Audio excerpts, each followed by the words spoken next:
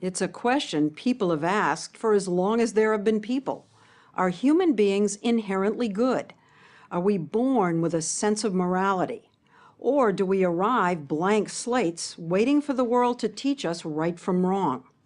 Or could it be worse? Do we start out nasty, selfish devils who need our parents, teachers, and religions to whip us into shape? The only way to know for sure, of course, is to ask a baby. But until recently, it's been hard to persuade them to open up and share their secrets. Enter the baby lab.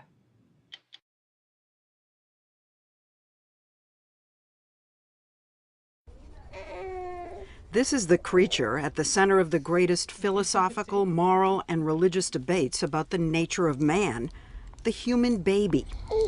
They don't do much, can't talk, can't write, can't expound at length about their moral philosophies.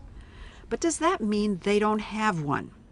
The philosopher Rousseau considered babies perfect idiots knowing nothing.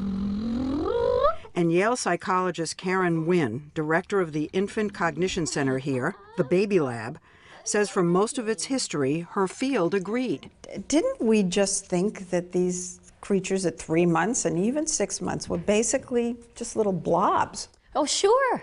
I mean, if you look at them, they kind of look like little, cute little blobs, but they can't do all the things that an older child can. They can't even do the things that a dog or a pigeon or a rat can. No pulling levers for treats or running mazes for these study subjects, but they can watch puppet shows. Up goes the curtain. And Wynn is part of a new wave of researchers who have discovered seemingly simple ways to probe what's really going on in those adorable little heads. Up goes the curtain. We watched as Wynn and her team asked a question that 20 years ago might have gotten her laughed out of her field. Does Wesley here, at the ripe old age of 5 months, know the difference between right and wrong? Wesley watches as the puppet in the center struggles to open up a box with a toy inside. The puppy in the yellow shirt comes over and lends a hand. Then the scene repeats itself, but this time the puppy in the blue shirt comes and slams the box shut. Nice behavior? Mean behavior.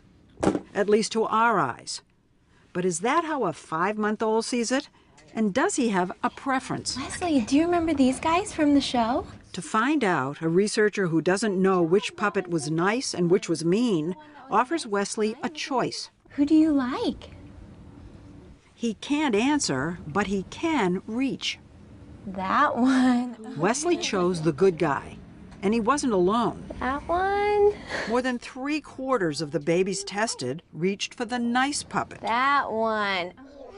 Wynn tried it out on even younger babies, 3-month-olds, who can't control their arms enough to reach. But they can vote with their eyes, since research has shown that even very young babies look longer at things they like. Which one do you like? Daisy here looked at the mean puppet for 5 seconds, then switched to the nice one for 33.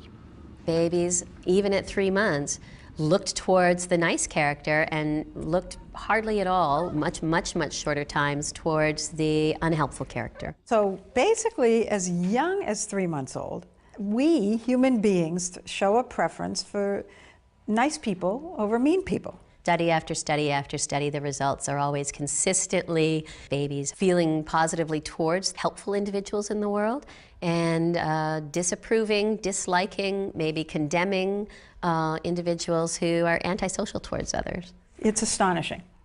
Wynn and her team first published their findings about baby morality in the journal Nature in 2007, and they've continued to publish follow-up studies in other peer-reviewed journals ever since.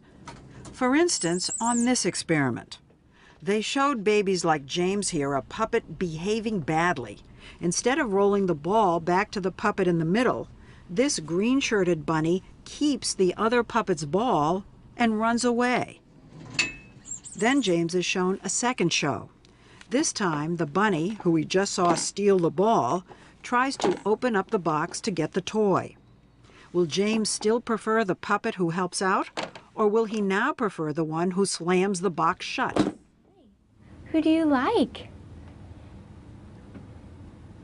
He chose the one who slammed it shut, as did 81% of babies tested.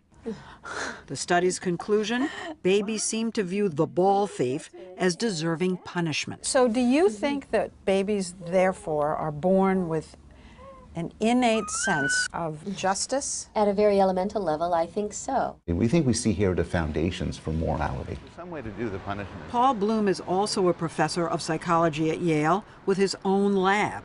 He's collaborated with Wynne on many of her baby studies, and he also happens to be her husband. I feel we're making discoveries. I feel like we're discovering that what seems to be one way really isn't. What seems to be an ignorant and unknowing baby is actually a creature with this alarming sophistication, subtle knowledge. And he says discovering this in babies who can't walk, talk, or even crawl yet suggests it has to come built in. So remember B.F. Skinner, who said that we had to teach our children everything through conditioning. So does this just wipe him off the map? What we're finding in the baby lab is that there's more to it than that there's a universal moral core that all humans share. The seeds of our understanding of justice, our understanding of right and wrong, are part of our biological nature.